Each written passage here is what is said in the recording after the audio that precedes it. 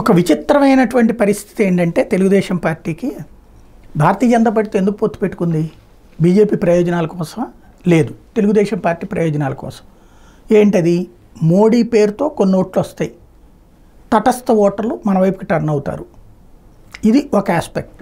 రెండవది, ఎన్నికల సంఘంతో పనిచేయించుకుందాం, కేంద్ర ప్రభుత్వంతో మనకు అనుకూలంగా పనిచేయించుకుందాం. ఎట్లాగా? జగన్కి అనుకూలంగా ఉన్న వ్యవస్థలను చిన్నాభిన్నం చేయడం అన్నట్టు. ఎన్నికల సంఘం మీద ఒత్తిడి తీసుకొస్తూ వచ్చారు.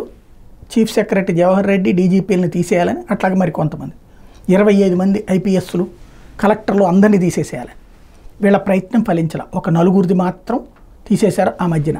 తర్వాత ఒక ఇద్దరిది మొన్న ఇంటెలిజెన్స్ చీఫ్తో పాటుగా విజయవాడ కమిషనర్ వరకు ట్రాన్స్ఫర్ చేశారు. బట్ అదే సందర్భంలో ప్యానల్కి సంబంధించినటువంటిది వీళ్ళు కోరుకున్నటువంటి వాళ్ళు రాలేదు.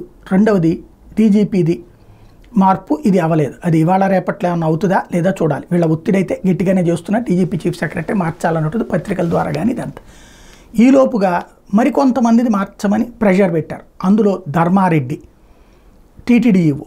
టీటీడీఈఓకి ఎలక్షన్కి ఏంటి సంబంధం అంటే, వీళ్ళకి టీటీడీఈఓ మీద కోపం ఉంది. ఎందుకంటే ఇదివరకటికి మళ్ళీ వీళ్ళకి అక్కడ పని జరగట్లేదు కాబట్టి మార్చేయమని చెప్పి ప్రయత్నించారు. కానీ అక్కడ ఈవెన్ స్వయంగా భారతీయ జనతా పార్టీకి సంబంధించిన భానుప్రకాష్ రెడ్డే కంప్లైంట్ ఇచ్చారు ఎన్నికల సంఘానికి. ఈ ఎలక్షన్స్ టైంలో కరుణాకర్ రెడ్డి కొడుకు పోటీ చేస్తుంటే టీటీడీ డబ్బులతో అక్కడ ఇళ్ల స్థలాలు ఇస్తున్నారు టీటీడీ సిబ్బందికి ప్లస్ కొంతమందికి కాబట్టి అని చెప్పేసి.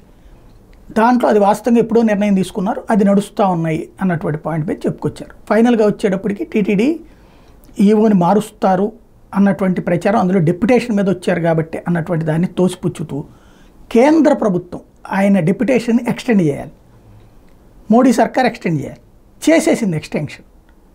చెయ్యొద్దు అని ప్రెషర్ చేసేసింది ఎక్స్టెన్షన్. రాష్ట్ర ప్రభుత్వం రాసిన రేఖకు స్పందించి ఎక్స్టెండ్ చేసింది. ఇది రెండవసారి ఏది ధర్మారెడ్డికి సంబంధించిన ఎక్స్టెన్షన్. ధర్మారెడ్డి కేంద్ర ప్రభుత్వం ఇదివరకే పొడిగించిన 2 ఏళ్ళ డెప్యుటేషన్ గడువు వచ్చే నెల 14తో ముగిపోతుంది. ఏడాది జూన్ 30కి ఆయన పదవి విరమణ చేయాల్సి ఉంది. లెక్క ప్రకారం ఆయన మే 14వ తారీఖున కేంద్ర సర్వీస్కి తిరిగి వెళ్ళిపోవాలి.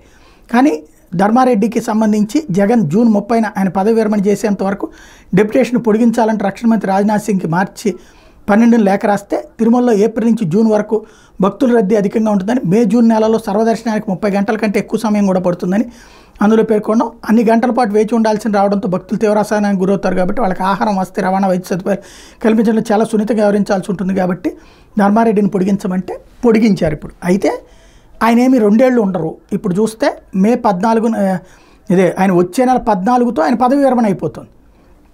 కాబట్టి ఈ పదవి విరమణ టైంకి ఎక్స్టెన్షన్ అన్నటువంటిది చేశారు. దాన్ని ఇప్పుడు దాని మీదన వాళ్ళకి నో వీళ్ళకి ఎస్ అంటూ ఈనాడు రెచ్చగొడుతున్నది తెలుగుదేశాన్ని.